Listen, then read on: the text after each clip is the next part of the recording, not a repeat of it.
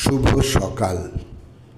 আজ 18ই চৈত্র 1431, ইংরাজির 1 এপ্রিল 2025। ঈশ্বরচন্দ্র বিদ্যাসাগর রচিত বর্ণপরিচয়ের প্রথম ভাগ প্রকাশিত হয় 1 এপ্রিল 1855। পুস্তকটি তাঁর জীবিতকালেই শুধু সমাদৃত হয়েছিল তা নয়, আজও তাঁর জনপ্রিয়তা বিন্দুমাত্র হ্রাস পায়নি। প্রথম বিশ্বযুদ্ধের পর অর্থনৈতিক সমস্যার মোকাবিলায় রিজার্ভ ব্যাঙ্ক অফ ইন্ডিয়া স্থাপিত হয় 1 এপ্রিল 1935। 1949 সালে এটি জাতীয় ব্যাংকে পরিণত হয়। ভারতে পুরাতন মুদ্রা 1 টাকা সমান 16 আনা বা 64 পয়সা বা 192 পাই উঠে গিয়ে 1 এপ্রিল 1957 দশমিক মুদ্রা 100 পয়সা সমান 1 টাকা চালু হয়। 1 এপ্রিল 1973 ভারতের জাতীয় প্রাণী হিসেবে গর্বের স্থান অর্জন করে রয়্যাল বেঙ্গল টাইগার, যা শক্তির প্রতীক। বিনামূল্যে ইমেল পরিষেবার জন্য গুগল চালু করে জিমেল 2004-এর 1 এপ্রিল। 2019 সালের সমীক্ষা অনুযায়ী পৃথিবীতে 150 কোটি মানুষ জিমেল ব্যবহার করেন। 133টি ভাষায় এটি ব্যবহারযোগ্য।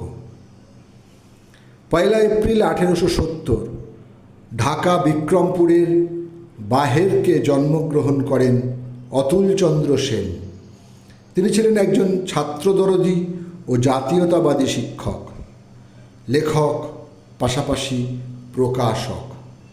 অপরদিকে সমাজসেবক, স্বদেশী আন্দোলনের সক্রিয় এবং অংশগ্রহণকারী একজন, লোকশিক্ষা ও নারী শিক্ষা বিস্তারের অন্যতম ব্যক্তিত্ব ছিলেন তিনি।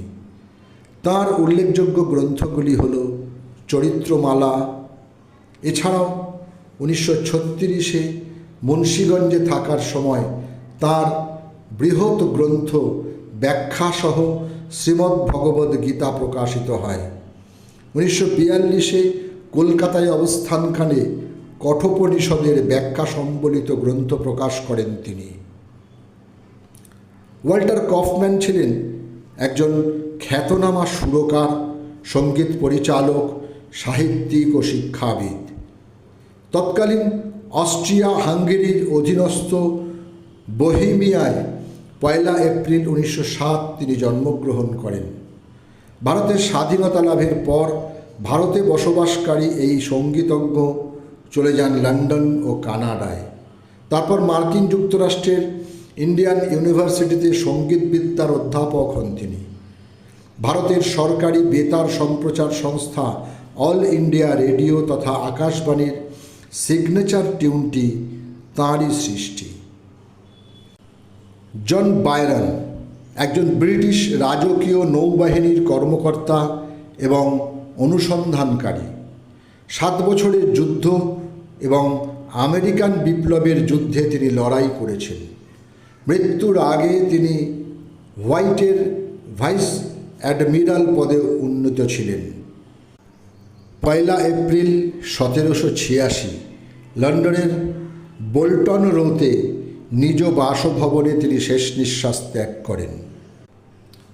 হেমচন্দ্র বসু ছিলেন একজন ভারতীয় পুলিশ অফিসার এবং কলকাতা অ্যানথ্রোপোমেট্রিক ব্যুরো, পরবর্তীতে ফিঙ্গারপ্রিন্ট ব্যুরোর একজন গণিতবিদ।